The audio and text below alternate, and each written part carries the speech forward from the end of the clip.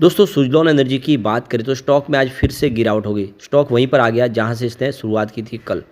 अब आप देख सकते हो कि ये जो गिरावट हो रही है इसके पीछे वजह बाजार में ज़बरदस्त गिरावट। पिछले 2 दिन की शानदार तेज़ी के बाद आज फाइनली स्टॉक में फिर से गिरावट देखने को मिली, क्योंकि आज बाजार काफ़ी नीचे आया। अब आप देख सकते हो बाजार इस समय रुक नहीं पा रहा है, तेज़ी आगे बढ़ नहीं पा रही है। इसके पीछे एफआई है। एफआई लगातार बाजार में बिकवाली कर रहे हैं। बाजार को सपोर्ट मिल रहा है सिर्फ डीआई की तरफ से, और वो भी कभी-कभी देख सकते हो कि जिस तरह से बिकवाली भयंकर एफआई की हो रही है वो नाकाफ़ी है, डीआई का सपोर्ट भी। और इसी वजह से सारे के सारे शेयर भी थोड़े नीचे आते हुए दिखाई देंगे।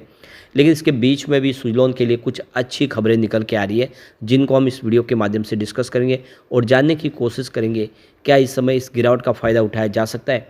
लेकिन फ्रेंड्स, उससे पहले अगर आप पहली बार हमारे चैनल पे आए तो चैनल को सब्सक्राइब कर दीजिए, एक बेल आइकॉन दबा दीजिए ताकि जब भी नया वीडियो बने पहला नोटिफिकेशन आपको मिले। वीडियो पसंद आए तो लाइक से ज़रूर कीजिए। चलो फ्रेंड्स, वीडियो स्टार्ट करते हैं। मैं हूँ आपका दोस्त एस बी दवे और हमारे अपने चैनल ऑनलाइन कमाई में आपका बहुत बहुत स्वागत है। तो सबसे पहले बीएससी सेंसेक्स की बात कर ले। आज फिर से 80,000 का स्तर टूटा। 79,541 पर आ गया बीएससी सेंसेक्स।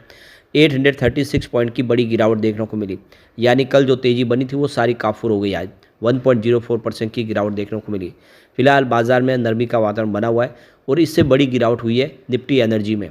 38,990 का स्तर फिर आ गया है। 572 पॉइंट की बड़ी गिरावट देखने को मिली, यानी 1.45% गिरा निफ्टी एनर्जी। अब ऐसे में सुज़लॉन के स्टॉक में तो गिरावट होनी थी। तो देख सकते हो कि सुबह शुरुआत पॉजिटिव हुई 69.45 पर, क्लोजिंग कल की 69.32 के आसपास थी। परंतु यही दिन भर का ये यहाँ से गिरावट का माहौल बन गया, क्योंकि सुबह बाजार की शुरुआती दबाव में हुई थी और जैसे जैसे दिन आगे बढ़ा गिरावट बढ़ती गई, जिसकी वजह से 66.44 का इसने इंट्राडे का लो बनाया। और अंत में क्लोजिंग भी निचले लेवल पर ही रही 66.58 पर, जहाँ पे 3.95% की गिरावट थी। अच्छी बात यह है कि लोअर सर्किट नहीं लगा। अब आप देख सकते हो कि स्टॉक कितना भी बेहतर हो, लेकिन जब बाजार में गिरावट का माहौल बनता है तो बिकवाली हो ही जाती है। अब आप देख सकते हो कि 25 अक्टूबर को स्टॉक 66 के आसपास था। उसके बाद ये स्टॉक काफ़ी दिन तक, ये समझ सकते हो कि करीब यहाँ पे हमें 5 नवंबर तक उसी लेवल के आसपास ट्रेड करता हुआ दिखाई देगा, यानी 66 दिन में एक बार आपने देखा होगा कि 66 का लेवल देखने को मिला। वैसे ये 66 का स्टॉक 29 अक्टूबर को 73 तक चला गया था इंट्राडे में, परंतु उसके बाद फिर गिरावट का माहौल बना गया, उसकी वजह से स्टॉक नीचे आया और कल हमने 69 का हाई देखा था। तो बाजार जैसे ही साथ देगा स्टॉक दौड़ेगा जरूर, ये बात क्लियरली दिख रही है।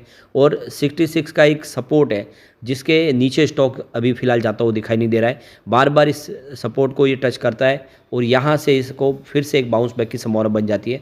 तो आने वाले समय एक उम्मीद दिख रही है कि स्टॉक कमाल कर सकता है। तो यहाँ पर जो बड़ी गुड न्यूज निकल के आ रही है, केपी एनर्जी ने केपीआई ग्रीन एनर्जी को 1003.7 मेगावाट का सोलर विंड हाइब्रिड प्रोजेक्ट दिया है। तो गुजरात ऊर्जा विकास निगम लिमिटेड की तरफ से ये टेंडर मिला है केपी ग्रीन एनर्जी को। और आपको ये पता ही होगा कि केपी ग्रीन एनर्जी सुज़लॉन के ही क्लाइंट है। लगातार वो जितने भी प्रोजेक्ट विंड के होते हैं वो सुज़लॉन को ही मिल रहे। तो ऐसे में अब एक बड़ा टेंडर यहाँ पे मिला है, करीब 1003.7 मेगावाट का एक बड़ा प्रोजेक्ट है। और ऐसे में आप देख सकते हो कि ये फिर से एक अपॉर्चुनिटी सुज़लॉन के लिए दिखाई दे रही है।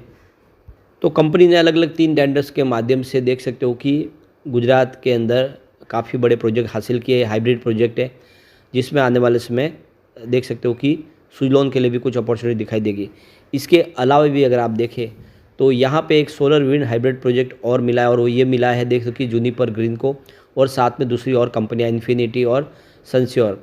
तो ये देख सकते हो कि 1.2 गीगावाट के कंबाइंड बहुत बड़े हाइब्रिड प्रोजेक्ट है जो एसजेवीएन इंडिया लिमिटेड यानी पीएसयू कंपनी ने यहाँ पे दिए। तो देख सकते हो कि जूनिपर ग्रीन एनर्जी भी क्लाइंट है सुज़लॉन के। तो जिस तरह से एक के बाद एक ये जो अभी समय टेंडर जारी हो रहे, उसका जो सर्विस मेंटेनेंस और मैन्युफैक्चरिंग का जो इंस्टॉलेशन का कामकाज है वो सारा सुज़लॉन के पास आ सकता है। यानी आने वाले समय भी सुज़लॉन के पास बहुत सारे प्रोजेक्ट होंगे और सुज़लॉन उनको आराम से कंप्लीट करेगा। वैसे भी इनकी ऑर्डर बुक तो काफ़ी शानदार है। अभी रिसेंटली इनको एनटीपीसी की तरफ से 1100 मेगावाट का भारी भरकम ऑर्डर मिला है, जो अभी तक का सबसे बड़ा ऑर्डर है विंड एनर्जी के इतिहास का।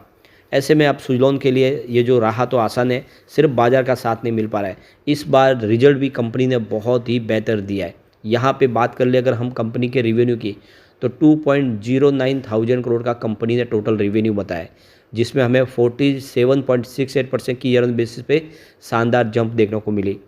बात नेट इनकम की कर लें तो 200.2 करोड़ की ज़बरदस्त नेट इनकम बताई इस बार Q2 में, जहाँ पे 95.72% की ईयर ऑन बेसिस पे शानदार जंप देखने को मिली। डायलूटेड EPS 0.15 के आसपास रहा, जहाँ पे 87.5% की ईयर ऑन बेसिस पे शानदार वृद्धि देखने को मिली। और नेट प्रॉफिट मार्जिन 9.57% रहा है, जहाँ पे 32.55% की ऑन बेसिस पे ज़बरदस्त जंप देखने को मिली। तो क्लियरली देख सकते हो, चाहे रेवेन्यू हो या प्रॉफिट हो, सब में बहुत शानदार वृद्धि हुई है। यानी सुजलॉन ने Q2 बहुत ही बेहतर पेश किया है। इसका मतलब बिजनेस अच्छा है, कंपनी ऑलमोस्ट डेट फ्री हो चुकी है और तेज़ी से अपने कारोबार बढ़ाने के लिए कंपनी के पास अच्छा खासा कैश फ्लो भी है, जिससे हम कह सकते हैं कि आने वाले समय सुजलॉन बेहतर कर सकती है। अब एक बार हम इसके SWOT को भी एनालिस करके देख लेते हैं। सुजलॉन के अंदर स्ट्रेंथ अगर आपको देखें तो टोटल अगर आपको पॉइंट यहाँ पे 8 दिखाई देंगे, नहीं इसके अंदर 8 पॉइंट पॉजिटिव है, स्ट्रेंथ है इसके अंदर, लेकिन 2 वीकनेस भी है, ये भी आपको ध्यान रखना है। और अपॉर्चुनिटी यहाँ पे 0 है, लेकिन थ्रेड्स इस पर 4 है। तो निगेटिव पॉइंट आपको 6 दिखाई देंगे, लेकिन सामने पॉजिटिव पॉइंट है वो यहाँ पे 8 दिखाई देंगे। फिलहाल पड़ रहा भारी पॉजिटिव पॉइंट का ही है। तो एक बार हम सुजलॉन एनर्जी के स्ट्रेंथ को चेक कर लेते हैं। पहला पॉइंट है MACD क्रॉस ओवर एबो सिग्नल लाइन। सेकेंड पॉइंट है company with high TTM EPS growth. तीसरा पॉजिटिव पॉइंट है good quarterly growth in recent results. चौथा पॉजिटिव पॉइंट अगर आप देखें तो कंपनी विथ लो डेट। और पांचवा पॉइंट है कंपनी विथ रिड्यूसिंग डेट, या ये कह सकते हैं कंपनी ऑलमोस्ट डेट फ्री। अगला पॉइंट है बुक वैल्यू पर share improving for the last 2 years, यानी बुक वैल्यू इसकी काफ़ी अच्छा इंप्रूव हो रही है। और अगला पॉइंट अगर आप देखें पॉजिटिव तो वो है कंपनी विद 0 प्रमोटर प्लेज।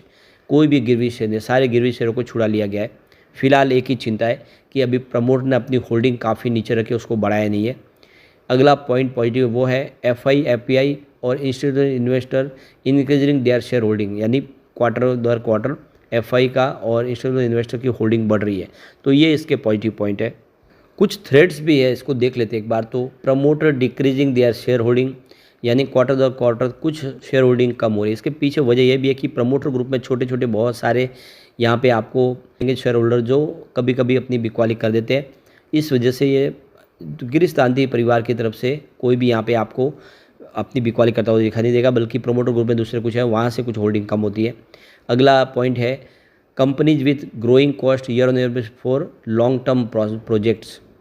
इसके अलावा एक और इसके अंदर थ्रेड्स है वो है हाई पी। इसको एक और यहाँ पे देख सकते हो कि निगेटिव पॉइंट है, या इसको थ्रेड्स कह सकते हैं। RSI इंडिकेटिंग प्राइस वीकनेस, यानी प्राइस के अंदर वीकनेस है बिल्कुल है, क्योंकि स्टॉक लगातार दबाव में दिखाई दे रहा है। तो कुल मिला के देख सकते हो कि अभी इस समय बाजार के सेंटीमेंट ठीक नहीं है, लेकिन जैसे ही बाजार सुधरेगा सुजलॉन भी बेहतर करेगा। आखिर कंपनी मजबूत है तो बिजनेस भी बढ़ेगा। एक बार इसके पिवट लेवल को चेक कर लेते हैं। तो यहाँ से अगर गिरावट होती है तो 67.88 का पहला सपोर्ट है, ये सपोर्ट आज टूटा। 66.43 का सेकंड सपोर्ट है, आप देख रहे हो इसी सपोर्ट के आसपास स्टॉक आपको दिखाई देगा। तीसरा सपोर्ट फिलहाल 65.45 के आसपास है। अच्छी बात यह कि 66 से स्टॉक लगातार बाउंस बैक दे रहा है। पॉजिटिव माहौल बना तो 70.31 का फर्स्ट रेजिस्टेंस है, इसको पार किया तो स्टॉक आपको 71.29 तक जाता हुआ दिखाई देगा। तेज़ी आगे जा रही तो फिर 72.74 तक जा सकता है, जो भी इसी रिसेंटली भी 10 दिन पहले जाके आया है। तो ऐसे में एक तेज़ी की संभावना बन सकती है। लेकिन फ्रेंड्स, कोई भी इन्वेस्टमेंट करने से पहले अपने फाइनेंशियल एडवाइजर से एडवाइस ले ले या अपना खुद का रिसर्च करें, क्योंकि मैंने वीडियो आपके एजुकेशनल पर्पज़ के लिए ही बनाया। वीडियो पसंद आए तो लाइक से जरूर कीजिए और चैनल को सब्सक्राइब कर दीजिए। Thank you friends.